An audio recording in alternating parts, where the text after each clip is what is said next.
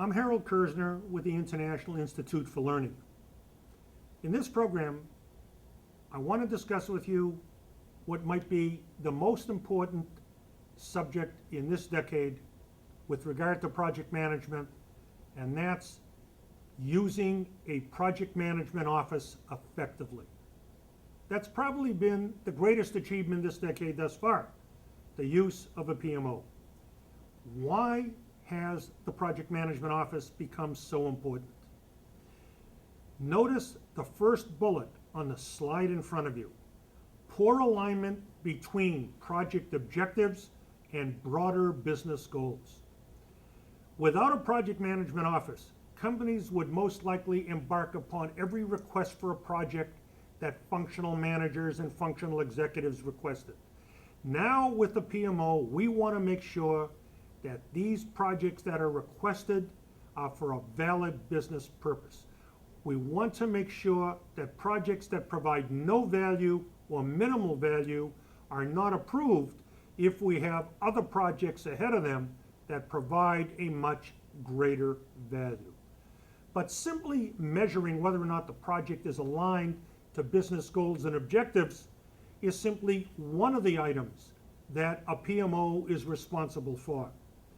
They're also responsible for strategic planning for project management, benchmarking, looking at ways of reducing costs, mentorship, capturing lessons learned, helping projects that are in trouble assess risks and develop disaster recovery plans, and perhaps the single most important bullet, the PMO becomes the guardian of all project management intellectual property.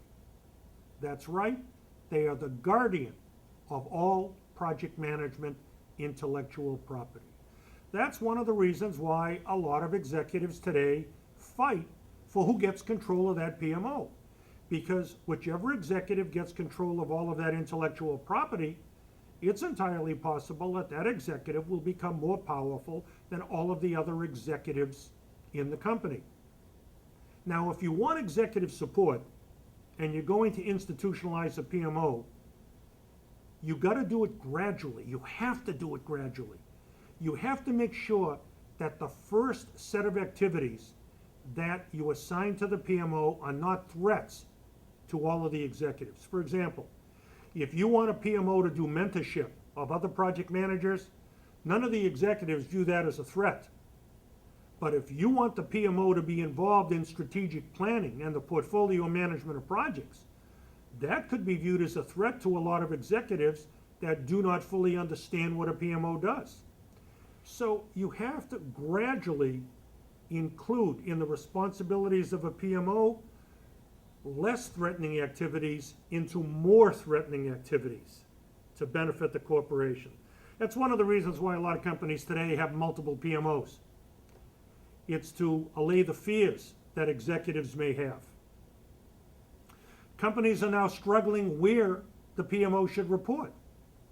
My contention is that PMO should always report to somebody whose job title begins with the letter C. CEO, COO, or CIO. That's Chief Executive Officer, Chief Operating Officer, or Chief Information Officer. Most PMOs that I know of fall under the control of the Chief Information Officer. What's the charter for the PMO? Is it to manage the present or manage the future? The role of the PMO is usually not to manage projects on a daily basis, but to manage activities that will enhance project management in the company for years to come. The focus of the PMO should be the future, not the past or the present. This is one of the reasons why we don't want project managers managing projects for clients and being part of the PMO. You see, if you're a project manager, you focus on what's in the best interest of that client. You're worried about the here and now. The PMO, their charter is the future. So this becomes a conflict for project managers that are in the PMO that have the responsibility of also managing projects for external clients. Most PMOs have a window into the future. Now, two critical questions. Question number one, is the PMO overhead or direct labor? Most PMOs are overhead.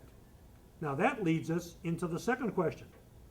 If the PMO is overhead, can you measure the return on investment of the PMO? Answer, definitely yes. You see, what the problem is here is that if the PMO does not establish metrics that shows that the PMO contributes value to the corporation and adds to the profitability of the corporation, during downsizing, people might look at the PMO first to reduce headcount. So we have to establish metrics for a PMO to show that there is an ROI on the PMO. Typical metrics include critical success factors, such as customer satisfaction.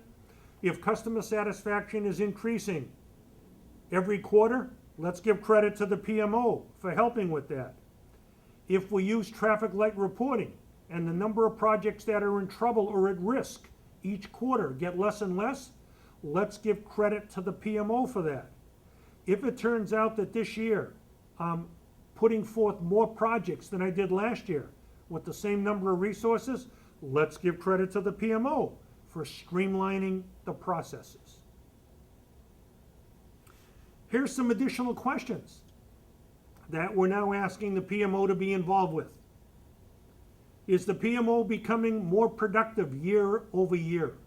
I would hope the answer would be yes.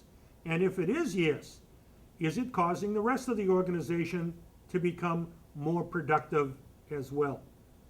And is the PMO convinced that we are now working on the right projects?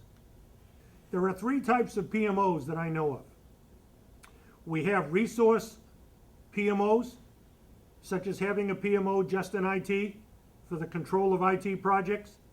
We have customer management PMOs, where we have PMOs dedicated to a particular client base. For example, I know aerospace and defense companies that had PMOs established just for Army projects, Navy projects, and Air Force projects, because they had a lot of projects in each category. And we also have corporate PMOs, and it is possible to have a corporate PMO and functional PMOs interacting in the company at exactly the same time. Many times companies that are multinational will have multinational PMOs and have them all networked together. This is a company called Excel Corporation. They have a PMO in Mexico, Brazil, Europe, and Asia. And they're all networked together by a master PMO called the Enterprise Project Management Office in Columbus, Ohio.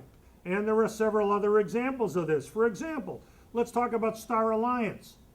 How does an organization coordinate the efforts of 15 or more regional PMOs that, when combined, carry 405 million passengers to 975 airports in 162 countries? On the screen now, you see the members of Star Alliance. These are members of the Star Alliance group, and each one has a PMO, and they're all networked together. The master PMO is in Frankfurt, Germany, but all of these PMOs work together. What type of projects do they work on in these PMOs? The projects carried out for the PMOs include such topics as information technology, marketing, sales, products, services, and of course, frequent flyer programs. There are other activities that we're now adding into the PMO. Now, some PMOs have 1 or 2 people. Other PMOs may have 15 or 20 people in them. These are some of the activities that are now being given to PMOs that are in the advanced stages of development.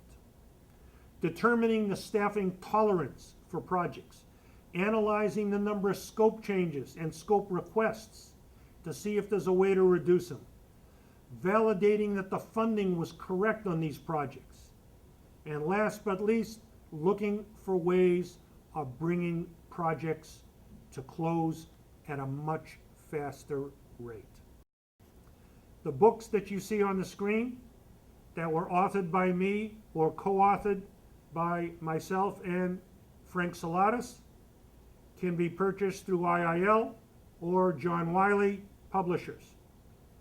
We also have white papers, webinars, and podcasts on this subject, as well as related project management subjects at the International Institute for Learning.